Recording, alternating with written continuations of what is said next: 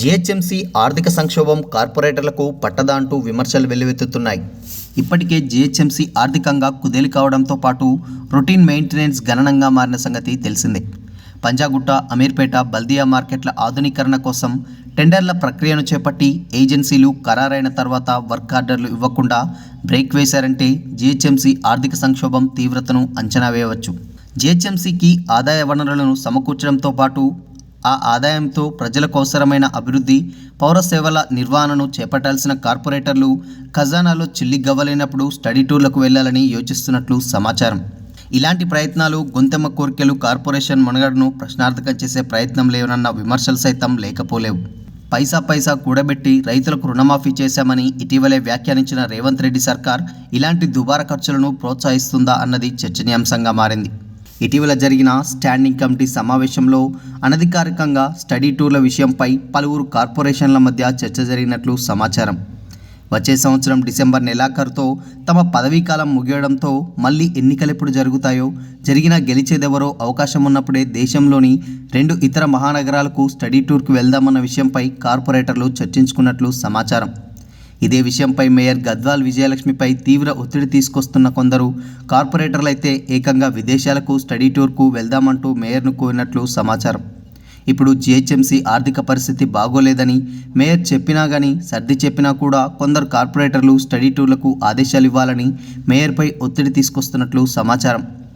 సకాలంలో సిబ్బందికి జీతాలు, రిటైర్డ్ ఉద్యోగులకు బెనిఫిట్స్ చెల్లించలేని దుస్థితిలో ఉన్నప్పుడు స్టడీ టూర్లను తెరపైకి తేవడం సబబు కాదని అదే స్టాండింగ్ కమిటీకి హాజరైన మరికొందరు కార్పొరేటర్లు వ్యాఖ్యానించినట్లు సమాచారం.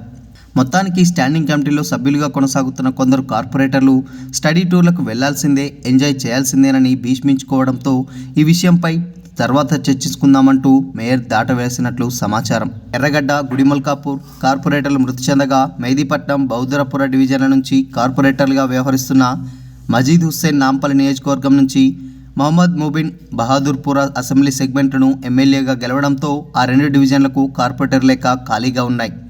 మొత్తం 146 మంది కార్పొరేటర్లు దేశంలోని 2 మహానగరాలకు వారం రోజుల పాటు స్టడీ టూర్కు వెళితే ఖర్చు కోట్లలో అవుతుందంటూ అధికారులు అంచనా వేస్తున్నారు.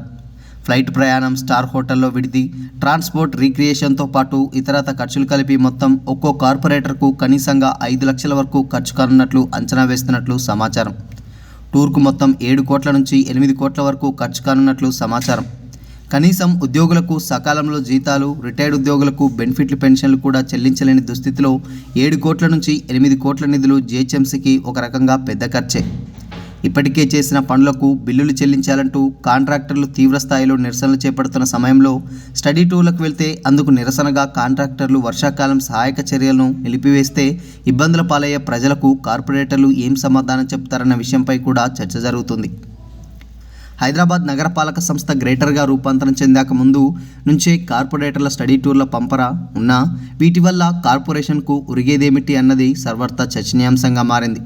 2002 నుంచి 2007 వరకున్న పాలక మండలి అప్పట్లో 100 సంఖ్యకే పరిమితమైన కార్పొరేటర్లు సింగపూర్, మలేషియా వంటి దేశాలకు స్టడీ టూర్లంటూ వెళ్ళి పక్షం రోజుల పాటు అక్కడే ఎంజాయ్ చేసి వచ్చారు. ఆ తర్వాత వచ్చిన పాలక మండలి కూడా నాగ్పూర్, ముంబై, అహ్మదాబాద్ వంటి ఇతర మహానగరాలకు స్టడీ టూర్లకు వెళ్ళి వచ్చారు. కానీ వారు అక్కడ ఏ అంశంపై స్టడీ చేశారు, ఎంత సబ్జెక్ట్ సమకూర్చుకున్నారు అన్న విషయాన్ని కార్పొరేటర్లు కానీ వారితో వెళ్ళి వచ్చిన ఆఫీసర్లు కానీ బయటకు చెప్పలేదు. పైగా ఆ వివరాలన్నింటినీ గోప్యంగా ఉంచేందుకు ప్రయత్నాలు చేసేవారు. అహ్మదాబాద్ నగరానికి వెళ్లిన అప్పటి పాలక మండలి సభ్యులు ఓ ప్రైవేట్ సంస్థ శానిటేషన్ పనుల నిర్వహణపై అధ్యయనం నిమిత్తం వెళ్లారు. దేశంలోనే పలు నగరాలు శానిటేషన్ పనులు, ఘన వ్యర్థాల నియంత్రణ, మేనేజ్మెంట్తో ఆ సంస్థను బ్లాక్ లిస్టులో పెట్టినట్లు గుర్తించిన తర్వాత సిటీకి కూడా వచ్చారు. అయినా ఆ తర్వాత జీహెచ్ఎంసీ సిటీలోని పలు పనులను అదే సంస్థకు అప్పగించడం విశేషం.